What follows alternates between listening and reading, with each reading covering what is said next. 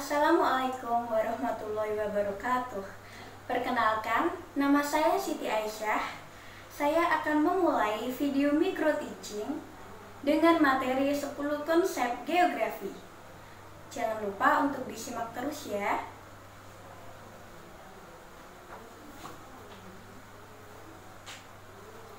Assalamualaikum warahmatullahi wabarakatuh, anak-anak semua. Waalaikumsalam warahmatullahi wabarakatuh, Bu.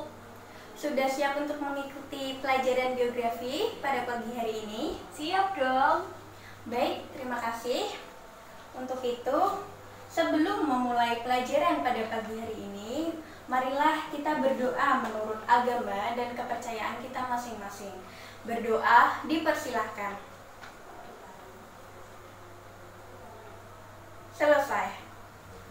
Untuk itu, sebelum kita memulai pelajaran pada pagi hari ini, Ibu akan presensi terlebih dahulu ya, anak-anak. Sabrina Hadir. hadir ya. Rini Nyartika, Hadir, Bu. Nursela Cahyaningsi, Ada. Indah, Hadir. baik, hadir semua ya. Nah, pada pertemuan kali ini, Ibu akan membahas tentang 10 konsep geografi. Tujuan di sini yaitu siswa diharapkan untuk dapat menyerap materi 10 konsep geografi ini. Siswa diharapkan agar memahami materi ini dan juga dapat menerapkan pada kehidupan sehari-hari. Langsung masuk ke materinya ya anak-anak. Yang pertama yaitu konsep aglomerasi. Nah, ada yang sudah tahu konsep aglomerasi? Belum tahu ya? Jadi untuk konsep aglomerasi ini merupakan konsep pengelompokan bentang budaya maupun bentang alam. Ada kata kunci di sini yaitu pengelompokan.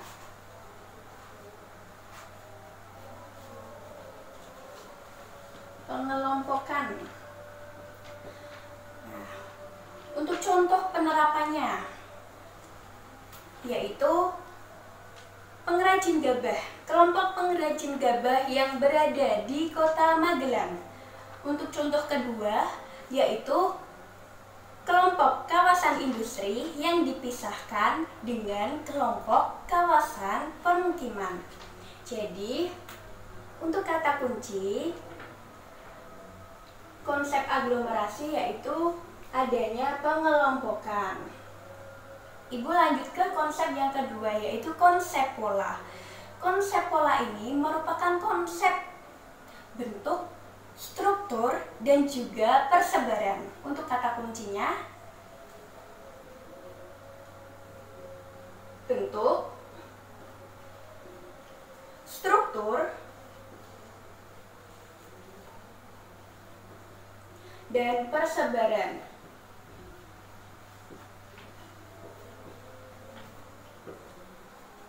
Nah, di sini apa sih contoh dari konsep pola tersebut? Contoh dari konsep pola tersebut yaitu perkebunan kelapa sawit yang memiliki pola yang teratur, serta ada contoh lagi yaitu permukiman penduduk yang dibangun memanjang sesuai mengikuti jalan atau mengikuti sungai. Jadi konsep pola ini merupakan bentuk struktur persebaran fenomena atau kejadian yang ada di permukaan bumi ini. Lalu kita beralih ke konsep yang ketiga, konsep lokasi. Konsep ini merupakan konsep yang berkaitan dengan tempat. Berkaitan dengan tempat. Dibagi menjadi dua, yaitu lokasi absolut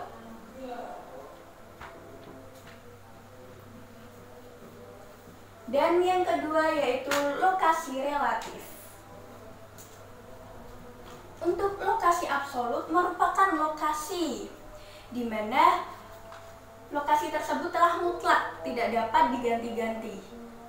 Dari tahun ini maupun 100 tahun yang akan datang, lokasi ini akan tetap. Contohnya yaitu lokasi absolut Indonesia yang berada pada 11 derajat LU sampai dengan 6 derajat LU sampai dengan 11 derajat LS dan 95 derajat BT sampai dengan 141 derajat BT. Lalu yang kedua yaitu lokasi relatif. Lokasi ini berdasarkan letak geografis, tergantung dari sudut pandang yang membacanya.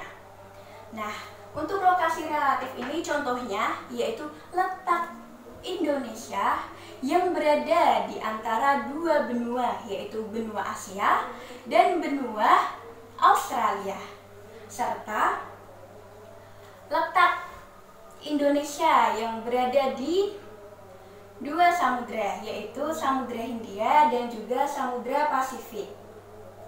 Kita langsung beralih ke konsep morfologi yang keempat, yaitu konsep yang berkaitan dengan bentuk muka bumi, hasil tenaga endogen dan tenaga eksogen. Anak-anak, di sini ada yang sudah tahu apa itu tenaga endogen dan juga apa itu tenaga eksogen? Tenaga endogen merupakan tenaga yang berasal dari mana? Dari dalam, Bu. Baik, benar sekali. Tenaga endogen merupakan tenaga yang berasal dari dalam bumi. Dan tenaga eksogen merupakan kebalikannya, yaitu tenaga yang berasal dari luar bumi. Nah, untuk contohnya, contoh yang menggambarkan konsep morfologi, yaitu ibu kota Surabaya yang terletak pada dataran rendah. Itu merupakan contoh penerapan dari konsep morfologi.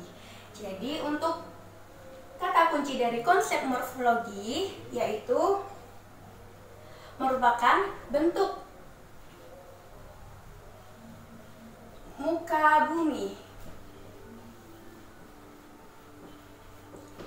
Sampai saat ini, sejauh ini sudah paham apa belum anak-anak? Sudah paham ya pastinya? Nah, Ibu lanjut ke konsep yang kelima, yaitu konsep diferensiasi area. Konsep ini merupakan konsep perbedaan wilayah, di mana mata pencarian di sini contohnya seperti ini. Mata pencarian penduduk di daerah pantai mayoritas sebagai nelayan, dan mata pencarian penduduk di daerah pegunungan merupakan mayoritas sebagai petani. Jadi, untuk kata kunci konsep diferensiasi area yaitu adanya perbedaan wilayah. Perbedaan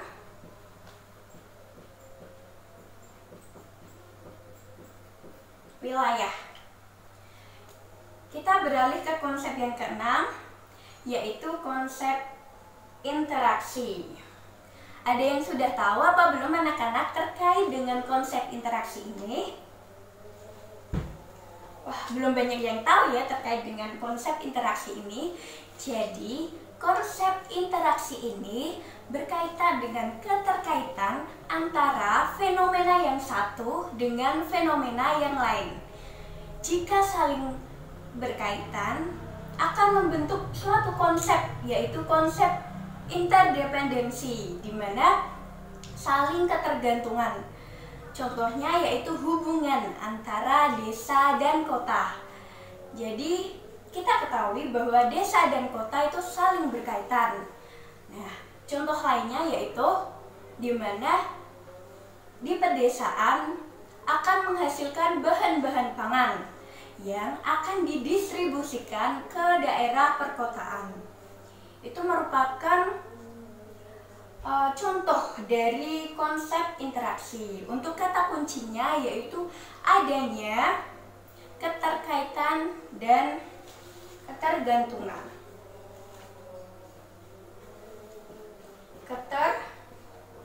Keterkaitan dan ketergantungan.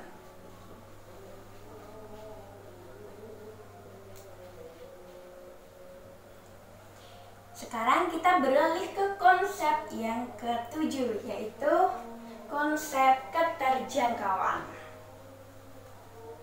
Konsep ini merupakan konsep yang berkaitan dengan aksesibilitas. Kata kuncinya yaitu aksesibilitas.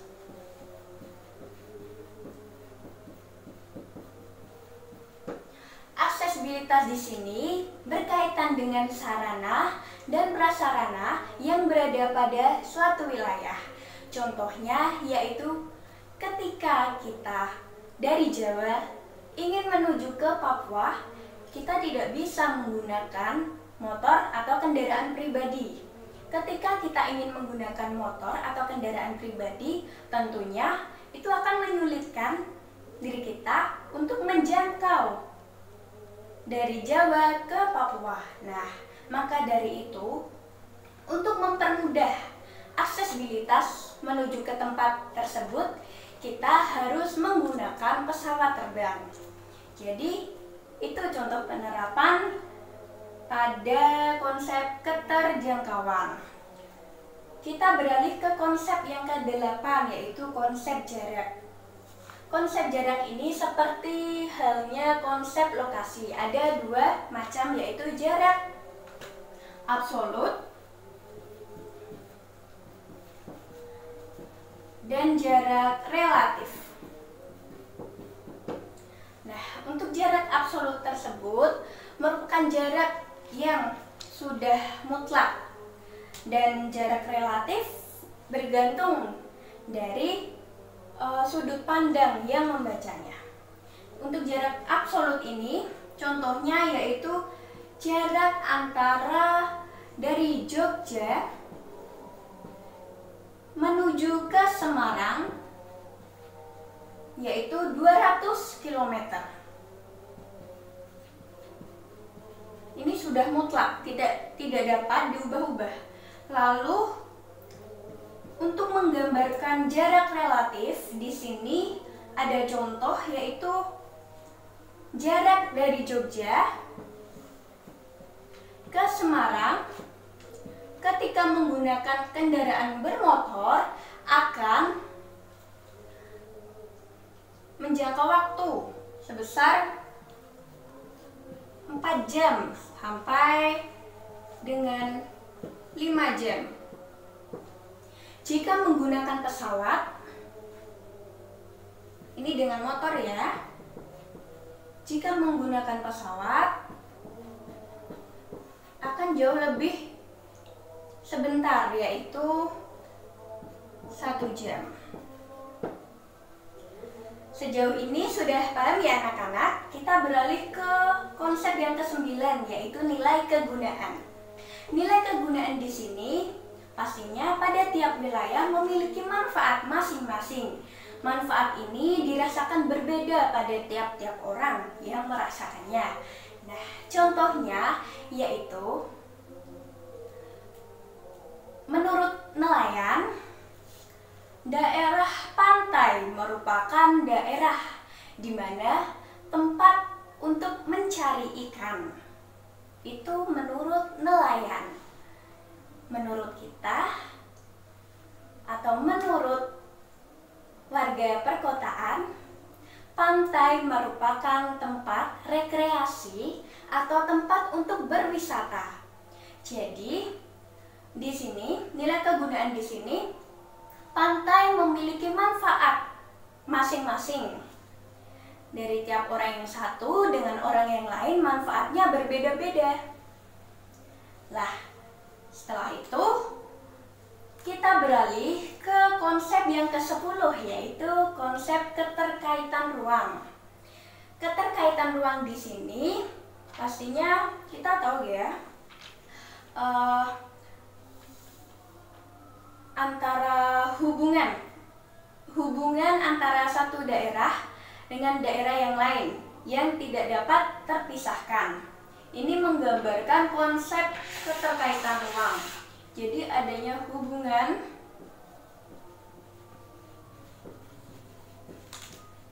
satu wilayah ke wilayah yang lain.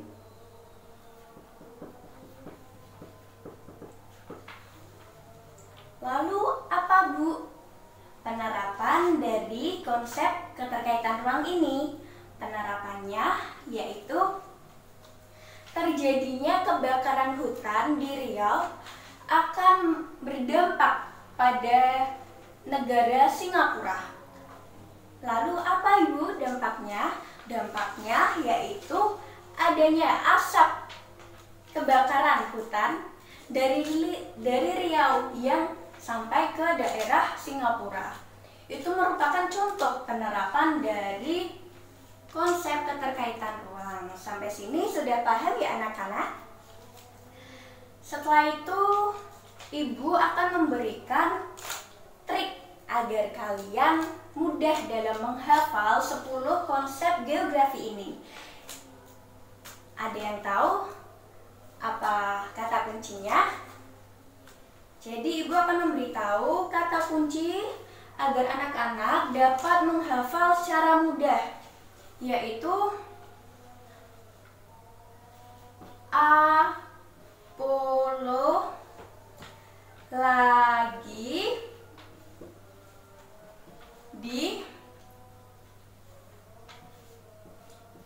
dikejar guru. A di sini akan menggambarkan konsep aglomerasi. Po di sini akan menggambarkan konsep pola. Lo di sini merupakan konsep lokasi. Lagi di sini merupakan konsep morfologi. Untuk di sini akan menggambarkan konsep diferensiasi area dan juga konsep interaksi. Untuk ke akan menggambarkan konsep keterjangkauan. Jar merupakan konsep jarak. Gu di sini menggambarkan konsep nilai kegunaan dan ru di sini akan menggambarkan konsep keterkaitan ruang. Jadi dengan adanya kata kunci ini akan membuat anak-anak semua menjadi mudah untuk menghafal 10 konsep geografi ini. Jadi untuk itu keberlanjutan dari materi ini, Ibu akan memberikan tugas pada anak-anak semua. Jadi tugasnya yaitu tiap anak membuat 2 contoh dari masing-masing konsep yang sudah Ibu terangkan tadi. 2 contoh untuk konsep aglomerasi, 2 contoh untuk pola, dan juga seterusnya. Jadi tiap-tiap anak membuat maksimal 2 contoh untuk 1 konsep dan total yaitu 20 contoh yang akan dipresentasikan untuk minggu depan. Baik, itu saja yang Ibu sampaikan pada pertemuan kali ini. Sebelum Ibu mengakhiri, Ibu akan memberikan kesimpulan. Ada yang bisa memberikan kesimpulan pada pertemuan kali ini? Baik, jika tidak ada, Ibu akan simpulkan bahwa dalam 10 konsep geografi ini sangat penting untuk dipelajari karena akan mempermudah dalam memahami fenomena-fenomena geografi yang ada di permukaan bumi ini yang berkaitan dengan penyebaran, relasi, fungsi, dan juga proses. Untuk itu, itu saja yang Ibu sampaikan. Jangan lupa untuk belajar di rumah. Sampai jumpa di minggu besok. Akhir kata, wassalamualaikum warahmatullahi wabarakatuh.